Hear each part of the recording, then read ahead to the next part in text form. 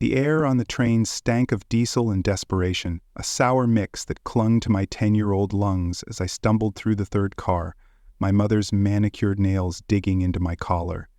My sneakers squeaked on the metal floor, slipping as I tried to keep up with her furious pace. Emily, my mom, though the word felt like a lie now, yanked me harder, her silver bracelet glinting like a blade under the flickering fluorescent lights. Her white pantsuit, crisp and tailored for her wedding day, made her look like some corporate angel of death, dragging me through a gauntlet of staring passengers. Their eyes, wide and useless, followed us, but no one moved. No one dared. I was a kid, barely 4 feet tall, my heart hammering so loud I thought it might burst. "Mom, stop!" I choked out, my voice cracking. But she didn't even glance back. Her face was a mask of rage, her lips pressed thin, eyes scanning the crowded car like a predator hunting for prey. It was June in Seattle, 2013, and the world I knew had already crumbled.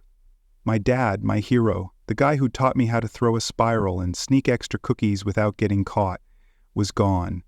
Cancer took him 6 months ago, leaving a hole in my chest that no amount of comic books or backyard adventures could fill.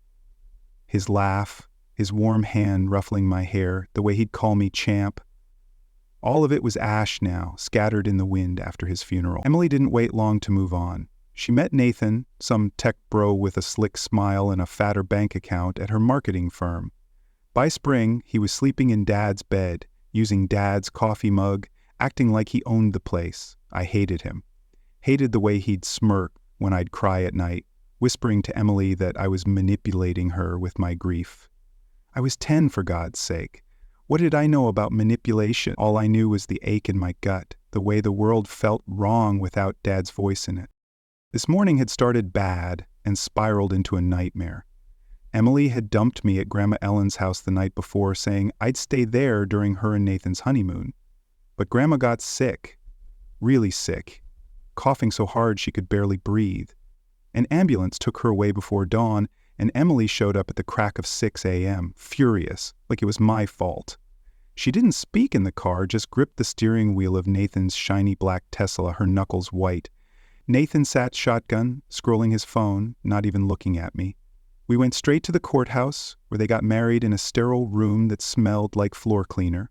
No family, no flowers, just a bored clerk and a stack of papers. I sat in the back, still in my pajamas, clutching my backpack, my stomach growling. No one offered me breakfast. No one offered me anything. Now, on this train rattling toward some honeymoon destination I wasn't supposed to know about, Emily was unraveling. Her perfect blonde bob was fraying, strands sticking to her sweaty forehead. Nathan trailed behind her, his polished loafers clicking, his face calm but his eyes sharp, like he was calculating how to spin this. I tripped over a suitcase, my knees banging the floor, and she pulled harder, hissing, "Keep up, Lucas!" My backpack bounced against my spine, the weight of it stuffed with clothes and the only things I had left of Dad, dragging me down. Inside, tucked in a hidden pocket, was Dad's Rolex, the one he'd worn every day, the one he'd left me in his will. It was old, scratched, nothing fancy, but it was mine, the only piece of him I could still touch. I'd started wearing it after Emily tried to purge my room of Dad's stuff, hiding it under my sleeve so she wouldn't see. This train lurched, and I grabbed a seat to steady myself, my fingers brushing the cold metal. Passengers murmured, their voices a low hum of unease. A woman in a red coat clutched her purse, eyes darting away when I looked at her. A guy in a Seahawks cap stared, then dropped his gaze to his phone. Cowards, all of them. Emily stopped abruptly, her grip tightening until I winced. She scanned the car, her eyes locking onto an elderly couple near the window. They looked like they belonged in a Norman Rockwell painting. Gray hair, kind faces, the kind of people who'd offer you homemade cookies. The old man was reading a newspaper, the woman knitting something blue. Emily marched toward them, dragging me like a rag doll. "You!" she snapped, pointing at the couple. Her voice was loud, cutting through the train's hum. The old man looked up, startled, his glasses slipping down his nose. "You need to take him!" She shoved me forward, and I stumbled, catching myself on the edge of their table. My heart was a jackhammer, my vision blurring with tears. "Mom, please," I begged, my voice small, pathetic. She didn't look at me.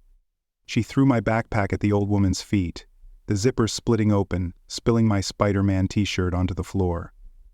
"Everything he needs is in there," Emily said, her tone flat, like she was handing off a package at the post office.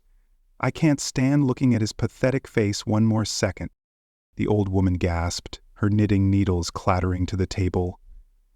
"What's going on?" the old man asked, standing, his voice shaky but firm. I was sobbing now, snot running down my face, my hands grabbing at the air like I could pull her back. "Mom, don't leave me!" I screamed, lunging toward her, but Nathan stepped in, his hand clamping around my chin, squeezing so hard I felt my jaw creak. His cologne, sharp and expensive, choked me. "Your mommy chose me, kid," he said, his voice low, venomous. "Remember that every night you cry yourself to sleep." I froze, his words slicing through me like a knife. My eyes flicked to Emily, waiting for her to say something, anything, to prove him wrong. But she just stood there, her face cold, unreachable. Then her gaze dropped to my wrist, where Dad's Rolex peeked out from my sleeve. Her eyes narrowed, and before I could react, she lunged, grabbing my arm and yanking the watch off. The leather band snapped, the metal scraping my skin, leaving a raw, red mark. "This is mine," she spat. "You don't deserve anything that reminds me of him." She clutched the watch like a trophy, her fingers trembling with rage. The train jolted, signaling a brief stop, and Emily turned, her heels clicking as she headed for the door. Nathan followed, his hand on her back, guiding her like she was a prize he'd won. I tried to run after them, my sneakers slipping on the floor, but the old man grabbed my shoulders, holding me back. "Son, you're okay," he said, his voice gentle but firm, like he thought he was saving me. I thrashed, screaming, "Mom, come back!"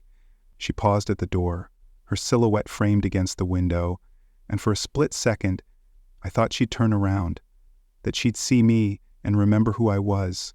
Instead, she leaned close to the glass and shouted, "If you ever try to find me, I'll tell everyone you died years ago." The door hissed shut, and the train roared to life, carrying them away.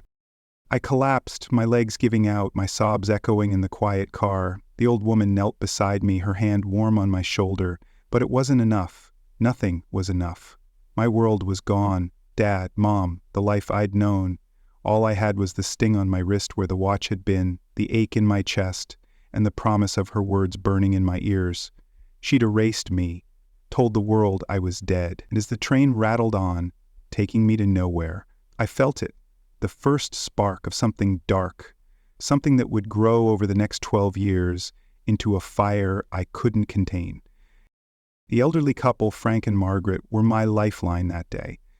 They didn't know me, didn't owe me anything, but they stayed with me, talking softly, offering me a granola bar from Margaret's purse. Frank called the police from the next station, his voice steady as he explained what had happened. The cops tracked down my dad's parents, Grandpa Joe and Grandma Ruth, who lived in a quiet suburb of Portland. They drove 3 hours to get me, their old pickup truck rattling into the station parking lot just as the sun dipped below the horizon. When Grandma Ruth saw me, she dropped to her knees, tears streaming down her face, and pulled me into a hug that smelled of lavender and home. "Lucas, oh, Lucas," she whispered, like she'd been searching for me her whole life. Grandpa Joe stood behind her, his jaw tight, eyes wet but furious. They'd been trying to see me since Dad died, but Emily had cut them off, changed her number, moved without a trace. That night, in their cozy house with its creaky floors and faded wallpaper, I sat on a lumpy couch, clutching a mug of hot cocoa. Grandma Ruth told me Emily and Nathan had moved to San Francisco the next day, like I was a stain they could scrub out and forget. They didn't fight for custody, didn't call, didn't write. I was a ghost to them. But the real gut punch came later, when we learned Emily had been telling people I died, not just left me, not just gave me up, died. She'd spun a story at her fancy Bay Area charity galas, tears in her eyes, saying I'd succumbed to the same cancer that took Dad. She used my name, my memory, to win sympathy, to climb the social ladder while I was alive, breathing, and broken in Portland. The first danger came a month later, when I was still raw, still waking up screaming from nightmares of that train. Grandpa Joe took me to a lawyer to file for custody, but Emily's old neighbor, a creep who'd always lingered too long when I played outside, showed up at our house one night. He was drunk, reeking of whiskey, and banging on the door, yelling that Emily had sent him to check on me. Grandpa Joe grabbed his shotgun standing between me and the door, while Grandma Ruth called the cops. The guy lunged at me when I peeked out, his fingers grazing my arm before Grandpa shoved him back. The police hauled him away, but I didn't sleep for days, terrified Emily would send someone else, someone worse, to make sure I stayed gone. The second danger hit when I was 11, sneaking into the attic to dig through Dad's old stuff Grandpa Joe had saved. I found a box of his letters, photos, and a journal he'd kept during chemo.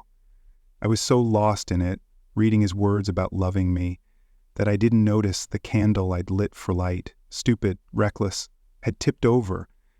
The attic caught fire, flames licking up the dry wood, smoke choking me. I froze, coughing, my heart racing as the heat closed in. Grandpa Joe heard my screams, barreled upstairs, and pulled me out just as the beams started to crack. The fire department saved the house, but I had burns on my hands and a guilt that burned deeper. I'd almost lost everything again, all because I was chasing Dad's ghost. Those moments, the neighbor's drunken grab and the attic's blaze, hardened me. They taught me the world wasn't safe, that even love could hurt you. But they also lit a fuse. Emily's lie, her betrayal, wasn't just a wound, it was a mission. I wasn't just a kid anymore, I was a survivor, and I'd make her pay. Not with fists or screams, but with something sharper, colder. I'd build myself into someone she couldn't ignore, someone who'd tear down the perfect life she'd built on my ashes. As I sat in my grandparents' living room, the Rolex gone but its weight still heavy on my wrist, I made a vow. I'd find her, find Nathan, and make them face the truth. They thought I was dead. I'd show them just how alive I was. Grandpa Joe saw it in me, that spark of defiance. He'd sit me down at the kitchen table, teaching me about business, about leverage, about playing the long game. "You don't just hit back, Lucas," he'd say, his voice rough from years of construction work. "You build something they can't touch, then you make them regret ever crossing you." Grandma Ruth was softer, her hands always busy knitting or baking, but she didn't coddle me. She got me into therapy, made sure I had a safe place to unpack the rage and grief, but she never told me to forgive. "Some things don't deserve forgiveness," she'd say, her eyes hard, knowing her daughter had broken me. By 14, I was already digging. I'd sneak onto Grandpa's old desktop, scouring social media for Emily and Nathan. They weren't hard to find. They'd settled into a glossy life in San Francisco, Nathan's tech startup making waves, Emily posing at charity events in dresses that cost more than our mortgage. Their Instagram was a shrine to perfection. Yacht trips, vineyard tours, her smiling next to Nathan like she'd never had a son. Not a single post mentioned me or Dad. It was like we'd never existed. But one post stopped me cold. A photo of Emily at a gala, captioned about how she and Nathan couldn't have children, pouring their hearts into kids' charities instead. I slammed my fist into the desk, the pain grounding me. She wasn't just erasing me, she was profiting from it, playing the tragic mother to a dead kid who was still alive. That lie became my fuel. I started saving everything, screenshots, articles, even setting up Google alerts for their names. I made a fake profile, followed their friends, their business contacts, piecing together their world. Nathan's startup was growing fast, but I could tell he was stretching thin, taking out loans, hyping investors with promises he couldn't keep. Emily was the face of their brand, all charm and fake tears, building a network of rich friends who bought her sob story. I didn't know how yet, but I knew their obsession with image was their weakness. I'd use it to break them. High school was a blur. I graduated early, driven by a need to move faster, to get closer to my goal. Grandpa Joe died when I was 16, leaving me a small inheritance and a fire in my gut. He'd believed in me, told me to channel my anger into something bigger than revenge. So I did. I enrolled in a business program at the University of Washington, focusing on tech, Nathan's playground. I took coding classes, learned the language of startups, the art of deals. I interned at a rival company, soaking up industry secrets, making connections, all while keeping my past locked tight. No one knew I was the kid whose mother had thrown him away. I was just Lucas, the driven guy with a knack for strategy. But every night, alone in my dorm, I'd open my laptop and check their lives. Emily's latest post, Nathan's newest investor pitch. I was obsessed, but not reckless.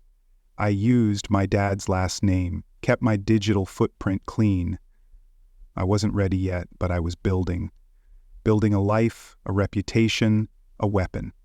12 years is a long time to hold a grudge. But when your own mother tells the world you're dead, time doesn't heal, it sharpens. And I was sharpening myself for the day I'd walk into their perfect world and burn it down. What was Emily hiding behind her polished lies? And what other secrets had she buried with my name? And when I finally faced her, would I be ready to pull the trigger on a plan that could destroy us both? The fluorescent lights of my University of Washington dorm flickered as I hunched over my laptop, the glow casting shadows across my face. It was 2 a.m. and the campus was silent, but my mind was a storm. Emily and Nathan's latest Instagram post stared back at me, a photo of them at a San Francisco tech gala, her silver dress catching the light, his arm around her like a conqueror claiming his pride. The caption gushed about their blessed life, not a whisper of the son she'd left on a train 8 years ago. My fingers tightened around the edge of my desk, the wood creaking. I was 18 now, taller, leaner, my boyish face hardened into something sharper, but the ache from that day still burned. Every pixel of their perfect life fueled me, a reminder of the vow I'd made in my grandparents' Portland living room. I'd make them pay. I'd spent years building toward this moment, piecing together their world like a puzzle I'd burned to ashes. My fake social media profile, Jake Carter, followed their every move. Emily's charity boards, Nathan's startup pitches. I'd set up Google alerts for their names, saved screenshots of their posts, even tracked their friends' accounts for crumbs. Nathan's tech company Apex Innovations was making waves in Silicon Valley, but I'd learned enough from my business classes to spot the crack. He was overleveraged, borrowing millions to scale fast, hyping investors with promises of exponential growth. Emily played the perfect trophy wife, her lies about my death from cancer earning her sympathy and clout at every gala. The audacity of it, using my name to climb their social ladder, made my blood boil. But anger alone wasn't enough. I needed a plan, one as sharp and precise as a scalpel. My first brush with danger came during my sophomore year, at a tech conference in Seattle where Nathan was a keynote speaker. I'd faked a press pass, using my internship at a rival startup to blend in. Dressed in a cheap blazer, I moved through the crowd, my heart pounding as I scanned for Nathan. He was on stage, all charisma and buzzwords, talking about disrupting the future. I slipped into a back room where his team was prepping, hoping to overhear something useful. A junior developer was complaining about delayed payments, hinting at cash flow issues. Jackpot.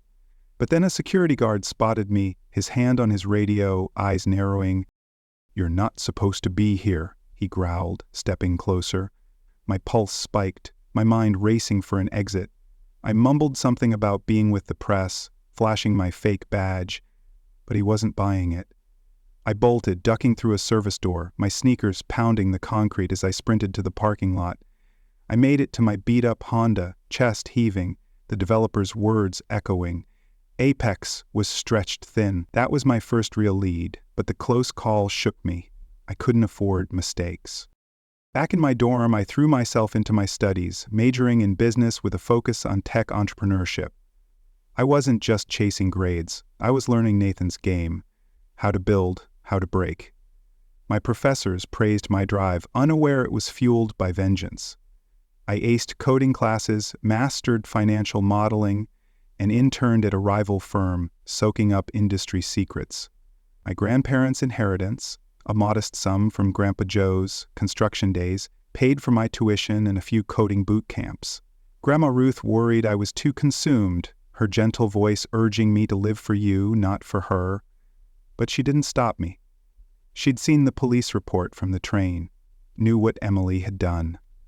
"You're stronger than her, Lucas," she'd say, her hands kneading dough for her famous apple pie. "But don't let this eat you alive." The second danger hit during my junior year, when I got too bold. I'd connected with one of Nathan's business partners, a venture capitalist named Mark Ellison, through a LinkedIn message posing as a young consultant. I offered insights on market trends, carefully curated to seem legit, and he took the bait, inviting me to a meeting in San Francisco.